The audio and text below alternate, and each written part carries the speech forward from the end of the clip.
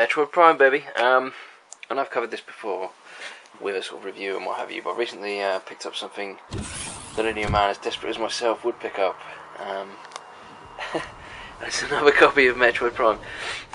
This is the NTSC version. Now, you have to be ridiculously, fanatically obsessed with the Metroid Prime games, in fact, the first one specifically, to do what I've done here, which is I bought Metroid Prime originally, PAL version, which I've got away in the cupboard somewhere.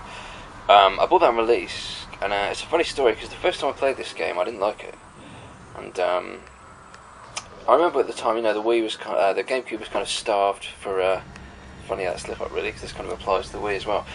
But early on, generally Nintendo consoles seem to be starved for what they call AAA titles, and you know, this was hailed as the greatest thing to ever grace the Wii at one point. And it came out, I didn't really like it.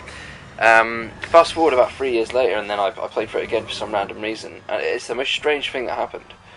Was that every memory I had of this game, all of which were bad, as I slowly sort of recollected them, I was like, oh, I remember this bit, I remember that bit, I remember this area, I remember that gun, I remember this music, you know, all those kind of things. As they were hitting me,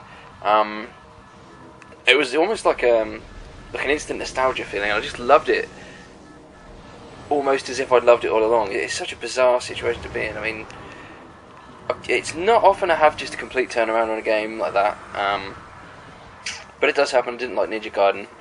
But I brought that down to the difficulty, and ultimately that ended up being one of my favourite games. In fact, of the last generation of consoles, I think I've gone on record as saying this before, Metroid Prime, Resident Evil 4 and Ninja Gaiden are my favourite 3 games, hands down, of that generation. All of which, first time through, I didn't like. So that's really, I don't know if that's a result of, you know, ridiculously high-end expectations, probably. Or what, but that's bizarre when I think about it like that. Anyhow, I'll let you take a little look at this, just for the sake of it. I always like the disc for Metroid Prime, and any GameCube disc really, the little one's pretty cool. But there you go. So Samus's sort of morph pool there. Bog standard manual. So yeah, nothing too fascinating about that, but what is fascinating is the differences between the PAL version, the NTSC version, and the original Japanese version. Generally speaking, there's a lot of improvements, but there's also, well, let me just detail it for you. I'll tell you what this video is about. Metroid Prime, Japanese version for the GameCube. I've been wanting to get this for absolutely ages, and I finally have, and I'm so happy about that. Now this version is the original, I believe. Came out in Japan first, and Metroid Prime, or Metroid games, are famous for their speedruns, and you know, what they call sequence breaking.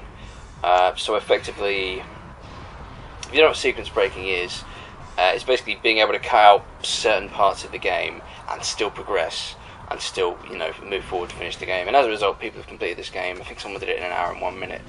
But it depends on what version of the game you have as to how quickly you can do that.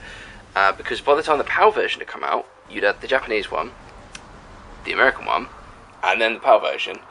The Japanese one, I believe, was easier than the others, but when this one came out, they, you know, changed about a few cutscenes. They eliminated some of the areas where people were sequence breaking, put up invisible walls so you couldn't do it anymore.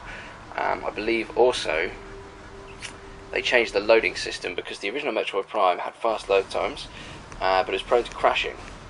So what they did is they completely re-engineered that for the NTSC version. You had slower load times, but the upside was it never crashed.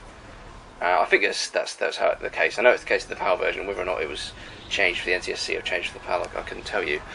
But there's a lot of other tiny changes, and it's absolutely bizarre that some of them made it.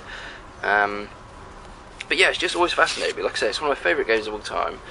And if you haven't seen a Japanese GameCube game before, it's the tiny box. Yeah, it's just something I absolutely love, and I just kind of want to play every version. I've even got the Metroid Prime trilogy on the Wii, which is fantastic. Now, as you can see, there's different art on the disc, which is always a benefit. And yeah, this swanky and bizarre little case, which I've not really seen before. So let's pop the bits out here. Got a little manual. What I'm going to assume is a redeemable points card. Off camera. Let's have a look. don't know what this is actually. Let's pull out a poster. These Japanese ones don't go that cheap on eBay, I might add, if anyone is interested in this. That's pretty sweet. And just advertising Metroid Fusion, which has crossover compatibility. You plug one into the other. I think you can unlock the original Metroid to play on the Gamecube if you've got a completed Fusion save, something like that. And also the Fusion suit. It probably tells me right there, but, you know, I don't speak Japanese. And that's about the gist of it, really. But, you know, for those of you who like imported games like me, I thought you might be interested in this pickup. And for those of you who've got an interest in the Metroid series, maybe there's some points of interest there in the fact that, like I say, every version of this game has quite an abundance of differences that did change the gameplay. Like I said, the difficulty's been modified, routes have been changed, sequence breaking has been stopped completely in some game versions. And yeah, so that, my friends, again, is Metroid Prime. 5, 4, 7,